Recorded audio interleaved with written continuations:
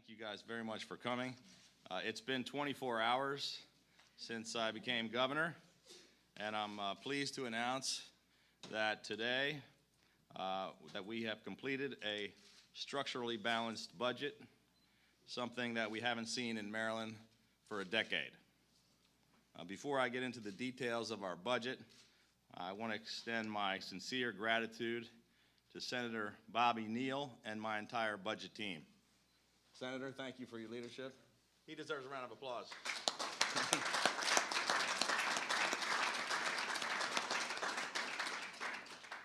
This team rolled up their sleeves and worked very hard over the past 8 or 9 weeks, making the tough choices to get our state budget under control.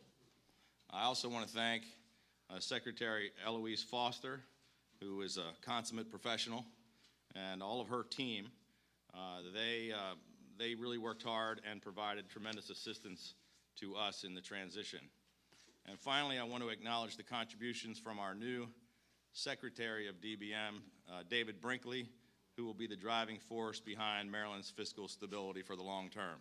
Thank you, guys.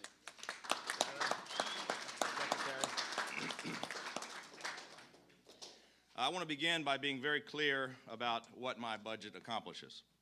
First, by getting spending under control, we have created a structurally balanced budget without gimmicks or sleight of hand, something that has not been accomplished for 10 years.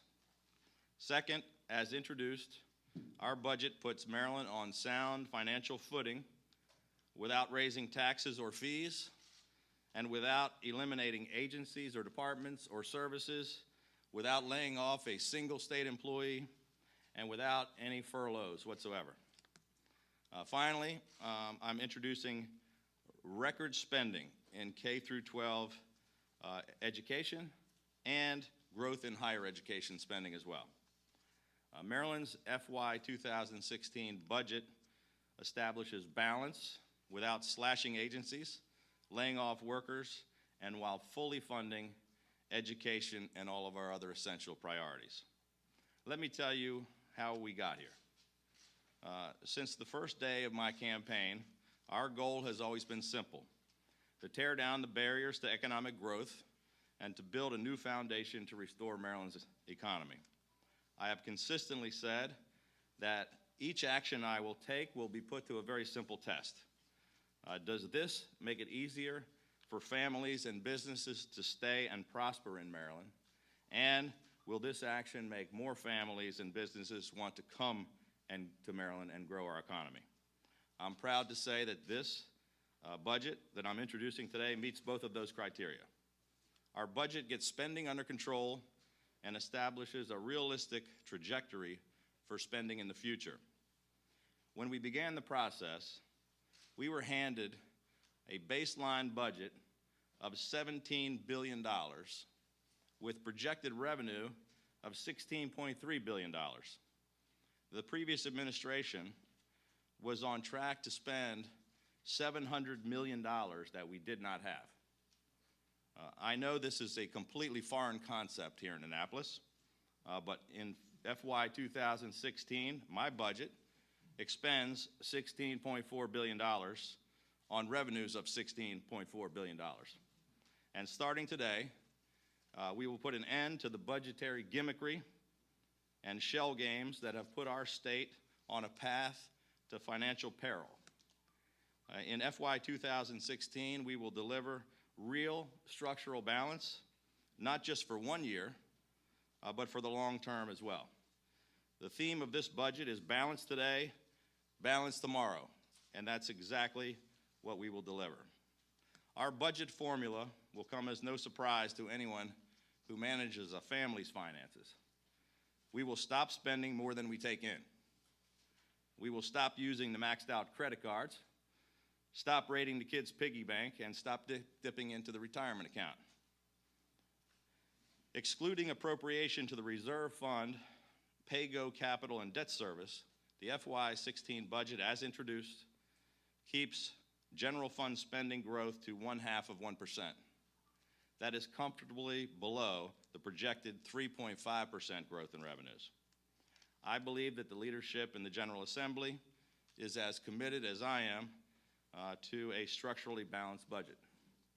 In fact, the General Assembly's Spending Affordability Committee recommended cuts in the state's structural deficit from around $700 million to $350 million.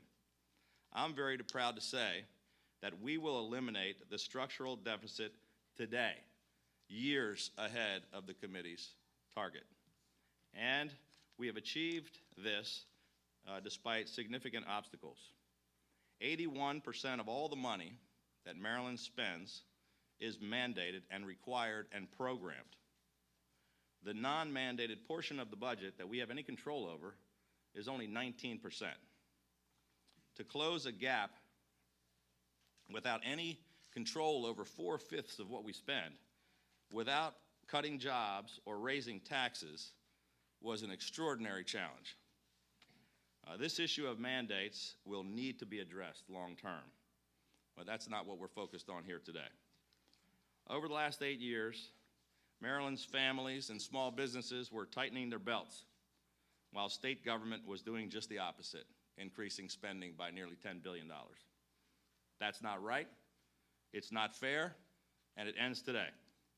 Our budget includes a 2% reduction in funding to state agencies to help break the ongoing cycle of excessive spending and borrowing, a cycle only made possible through tax hikes to Maryland's struggling families and small businesses. Spending too much, borrowing too much, and overtaxing Maryland families and businesses were the essence of my campaign. My FY 2016 budget fixes the first two problems and puts us in a great position to tackle the third. Allow me to highlight where the last several years of borrowing and overspending have left us. In 2008, pension and debt service was 6.2% of the general fund. It's high, but somewhat manageable of a figure. By 2019, debt service and pension costs are projected to account for 10.6% of the total budget. This year, payments on state debt will grow by 96%. In FY 2016, general fund contributions to debt service will come close to what we spend on school construction. I'll repeat that. We are now paying almost as much on our credit card debt as we pay to build new schools. In 2 years' time, general fund payments on the state's public debt will reach $500 million per year. By comparison, in 2013, Maryland's general fund debt service cost was $0.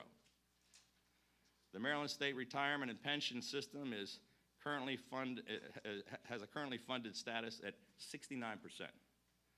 To put a dollar figure on that, we face $18.7 billion in unfunded pension liabilities.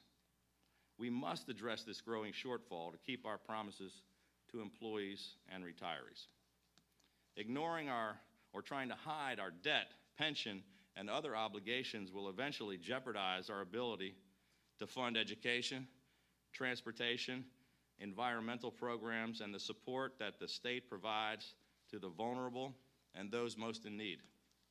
Our budget slows overall spending growth, but we continue to fund important projects and programs at appropriate levels, including education. With $45.3 million in new investment for a total of $6.1 billion, we are funding our priorities, K through 12 education, at the highest rate in state history. We are also spending over $290 million to fully fund school construction and are committing to $1.2 billion for the University System of Maryland, which is a 1.3% increase. Our budget is just the first step.